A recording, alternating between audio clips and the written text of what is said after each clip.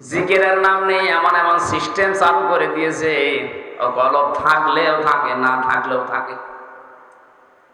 কেউ আবার আল্লাহর পাশাপাশি বাবার নামে জিকির আরম্ভ করেছে, ইয়ালি বাবা, শালি বাবা, দয়াল বাবা, খাজা বাবা। যারা আল্লাহর নামের পাশাপাশি অন্য কাউকে ডাকবেন তাদের শাস্তি হবে ডবল। সূরা ফুরকান 19 নাম্বার পারা 4 নাম্বার পৃষ্ঠা 13 নাম্বার লাইনে আছে। যারা আল্লাহর পাশাপাশি অন্য কাউকে ডাকেন, সাবধান। এত বাংলায় কথা বলেও যদি আপনি না বোঝার ভান করে থাকেন, তবে আপনার হুঁশ ফিরবে। আল্লাহকে ডাকে না তা না, তার পাশাপাশি অন্য কাউকে যারা ডাকে তাদের শাস্তি হবে কয়টা? ডবল। ইউদাআফু লাহুল আযাব ইয়াউমাল কিয়ামাতি ওয়া ইয়াখলুদ ফীহি মুহানা। আমরা যেন এই ভুল কাজটা বাংলাদেশে না করি, বুঝে শুনে, কেউ না বুঝে করেছেন সেটা আলাদা, ওটা মাফ হয়ে যাবে। কিন্তু এখন জানার পরে যেন আল্লাহর পাশাপাশি অন্য কাউকে আপনি ডাকবেন না। এমনকি রাসূলুল্লাহকেও জিকির করা জায়েজ নেই। কেউ যদি বলে ইয়া রাসূলুল্লাহ, ইয়া রাসূলুল্লাহ, হারাম। জিকির হবে শুধু কার নামে? রাসূলের নামে হবে দরুদ। রাসূলের নামে কি? আল্লাহর নবীর নামে জিকির করা জায়েজ নেই, কারণ জিকির একটা ইবাদত। জিকির কি? আপনি ইবাদতটায় সিস্টেম পাল্টিয়ে ফেললেন। এই জন্যই বলছিলাম কোরআন নেই, কারণে হাজারো মানুষ আজ ভালো হওয়ার নিয়তে যে দেখি ভালো হওয়া তো দূরের কথা, আর খারাপ হয়ে যাচ্ছে।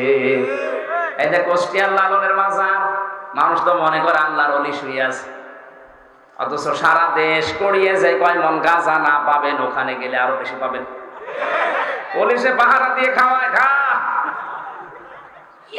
জায়গা ফেরি জায়গা, মন মতো গাঁজা খেয়ে ঢুকতেছে। অথচ এই কুড়িগ্রাম, এই রংপুর বিভাগের বিভিন্ন জেলা থেকে মানুষেরা যায়, বউ ছেলে মেয়ে সব নিয়ে, ও মনে করে যে না আল্লাহর ওলি শুয়ে আছে লালন শাহ।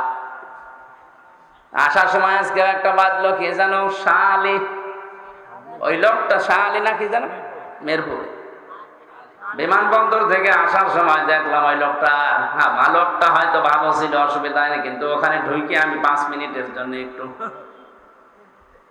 ড্রাইভার আমার বলছিল ভেতরে ঢুকে দেখি কি দেখো। আমি দেখলে তো মানুষ ঘিরে ধরবে, দূরে থেকে দেখি কি দৃশ্য। ওরে বাবা, মসজিদে মানুষ নেই, ও মাঝারে বসে বসে ঢুকতেছে। আমিও বিশ্বাস করি ওখানে যে শুয়ে আছে লোকটা ভালো মানুষ, কিন্তু আপনি কি করছেন?